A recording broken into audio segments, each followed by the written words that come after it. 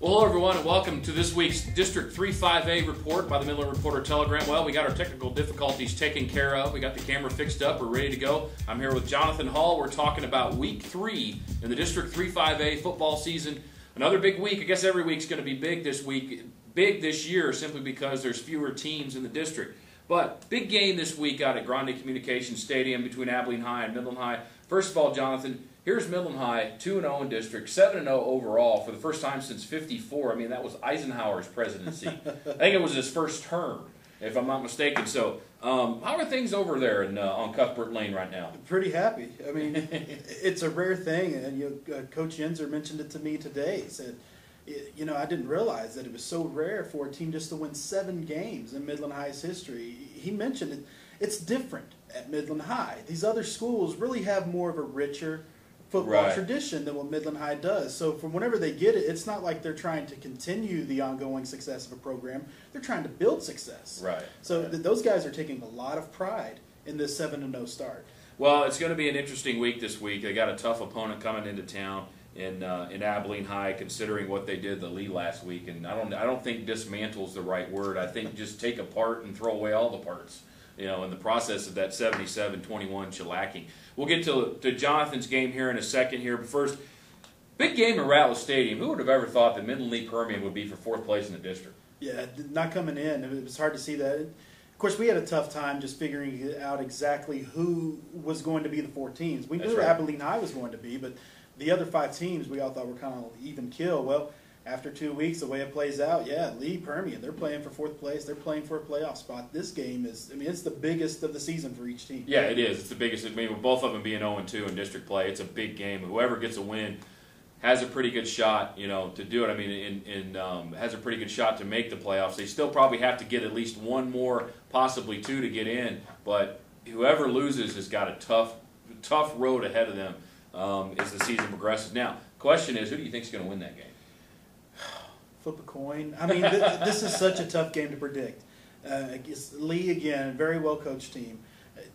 I think those guys are going to come out with some pride and want to prove that last week that they were not that far off, that they weren't a 77-21, you know, getting dominated like that. I think that's going to inspire. I think Coach Morton can use that to inspire rather than admonish those kids. Same time, Permian's got the horses. I mean, they've got more of the skilled players. Greg George and Anthony Fayette running back, and then Landry Serrano passing for 360 yards against Cooper last week. Didn't see that coming. So they've got the horses to do it. I'm taking Permian, but only because they're at home. Right. Only because they're at home. That's the only reason I think they can do it in Ratliff. But I think it's a close game, much more lower scoring than last week's. I went 28-27. 28-27, Permian. Okay, I like Lee in this game. I think the Rebels, you're right. I think you're right about the Rebels. They'll come out and play with a little bit of pride. I think their defense is going to make the difference. I think Lee's defense is just a little bit better than Permian. I think they're going to force Permian to throw the football and see if Landry Serrano can beat them. I don't think they're going to make sure that Anthony Fay and that running game does not beat them, because if he gets loose, it's going to be a long night for Lee. And I think Lee's going to win that game. I think it's going to be a lot higher scoring than people think, because both defenses have holes in them and they're going to find them. Both coaching staffs are good enough to do that. I think it's going to be 35-30, and I think Lee's going to win the game. Now, game in Shotwell Stadium, Odessa High gets to play Abilene Cooper. Now, we know Abilene Cooper can score points. We know they can give up points. They can. The question is Odessa High's defense going to be good enough to slow down Cooper enough to where they can give Bradley Marquez a shot to be able to score some points? I don't think they can. I mean, just to be frank about it, I really don't think they can stop Abilene Cooper. That is the most balanced offense in this district, at least from an explosive standpoint, with what Clayton Nicholas can do as a quarterback and along with what Devon Riddick and Alfred Cooper are capable of running back. I can't see Odessa High slowing them down enough. Marquez is going to get his, and he's healthy. I mean, he was concussed last week. I mean, he got drilled, and he was loopy. I can't believe he even went back into the game. He could hardly walk to the sideline, but he's going to play in this game. Coach King says he's fine. And, that's a quote, by the way. That is a quote. He's fine, and he's going to play, and he's going to keep him in it. And they've proven that even if he doesn't, with Johnny Campos not playing quarterback, I mean, he's shown the ability to take some of that pressure off of Marquez in the running game. And Ivan Subi has even been a nice little breather as well. But Cooper's still too much, but I do expect a high-scoring affair. I'll go 48-45, Abilene Cooper. Okay. I think Cooper's going to win this game as well, but I could literally see Bradley Marquez gaining over 200 yards in this game. I really see it. I really think he's going to find some holes in Cooper's run defense. And I think there's a possibility he could gain over 200 yards in this game. I think Cooper's going to win. I think it's going to be one of the 50 to 45 range. I'll go 50 to 45 in that one. Finally, the big game at Grande Communications Stadium, Abilene High at Midland High. With the way both teams are right now, they're 2-0. This could be for the district championship. Although with the way the playoffs are set up, district championships don't mean anything anymore. Because it's likely Abilene High will go Division II, Midland High will go Division I if things kind of stay the way they are. But the question is, one of the things, and we've talked about this off camera before, we've talked about it on camera before. Abilene High has had trouble with teams with quick front fours. Yes. Longview, Cocoa. Midland High's got some kids that can move up front. And that could be where this game is won or lost, isn't it? Yeah, especially I think at the defensive end spots, and Coach Enzer said as much to me today. Dutton Watson and Tyler Tatum, what they can achieve at the defensive end spots, if they can really, and you've got to be able to maintain ground. You don't want to get too far up the field because Ronell Sims is going to take it right out of you. Right. And he's the quarterback for Abilene High. He's quick and might be the fastest player in the field. I mean, Herschel Sims is fast, but Ronell, he's got another gear. Right. It looks like. So you got to keep your ground, keep contained, and don't let him get outside. And Tyler Tatum, I saw him run down a running back from behind earlier this year. He's got the speed, he's got the quickness to keep Sims lateral, and that's kind of the scheme. That's what they want to do. They want to keep him along the sideline. They don't want to let him get up the field. And that's what they did with Marquez last week. I mean, they held Marquez under 100 yards. It's the first time it's happened this season. I know he went out late in the third quarter, but even then, they looked like they were going to keep him to his lowest yardage total on the season. And what they did, was they strung him out to the sidelines and then let the safeties, good safeties like Blaze Wooten, come up and make the plays on him from there.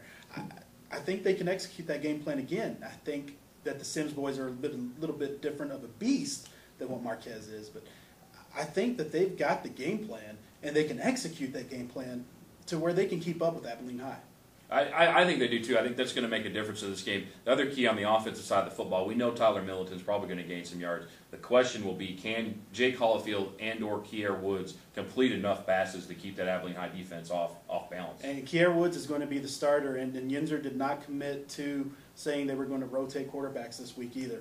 Whenever I talked to him, he says, we'll see how it goes from there. But if Kier Woods is playing well, Kier Woods will be in the game the entire time against Abilene High. And what Woods did last week in the running game, just giving another option in the ground game opposite Middleton, having over 200 yards, that's a big factor. That takes a lot of pressure off of Middleton. And I've seen Kier throw the ball.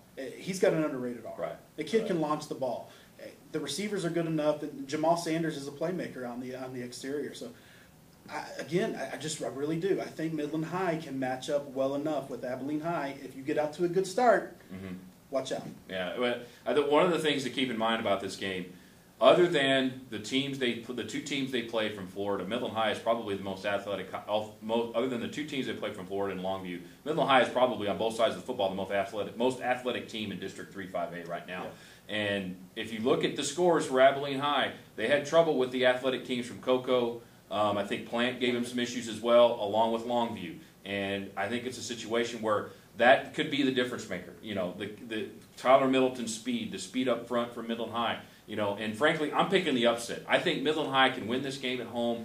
Yenzer has never beaten Coach Warren. He's never, in all of his years here at Midland High and everything he's done, and all the milestones they've done at Midland High, he's never been able to beat Abilene High. I think it happens Friday night. I think Abilene High wins the game 28-21. You mean Midland High? I'm sorry. I think Midland High wins the game 28-21, and I think it's going to be key to a fast start because Midland High has the type of athletes that has hurt Abilene High this year, and I think it's going to be a game where Midland High is going to be able to take advantage of it. You've seen Abilene High early in the season, even against the first game of the season. They had some troubles even then. They have to, if Midland High can get out to a fast start, and Abilene High has allowed their opponents to do that. If they can get out to a fast start, I think they can hang on. So I agree with you. I really do. I think they have the athletes to compete. See Tyler Middleton breaking a couple early on, Kier Woods maybe then keep them off balance. One thing that Midland High that has that a lot of these other teams didn't have to keep Abilene High down once they got a lead, they can control the ball. They can control the ball with the run game, and the defense is enough to where they can just disallow the big plays from Abilene High, and you're going to pick up with an upset. I think it's low scoring, though. I think it has to be if you're going to beat Abilene High. I'll go to the tune of 20-13. Right. The one thing, though, that Abilene High has the advantage in all of this is the fact that they have big game experience already this year. Midland High does not. You know, they played well in the Permian game, but that was not a big game compared to this. Abilene High has played essentially 5 big games during the non-district schedule. One of them was nationally televised. You know, they played some big games, and they had some pressure on them, and they faced that pressure, and they faced it down. And they played well in all those games. And they came up with a clutch play a time or two as well. I mean, Longview, they were down. I think they scored with 17 seconds to tie that game. So they do know how to get the clutch play late. Yeah, I mean, Midland High has not experienced a close game. No, and that could be a difference. I still think Midland High wins, though. I'd like to thank everyone for joining us today. I'm Len Hayward. That's Jonathan Hall. Thank you.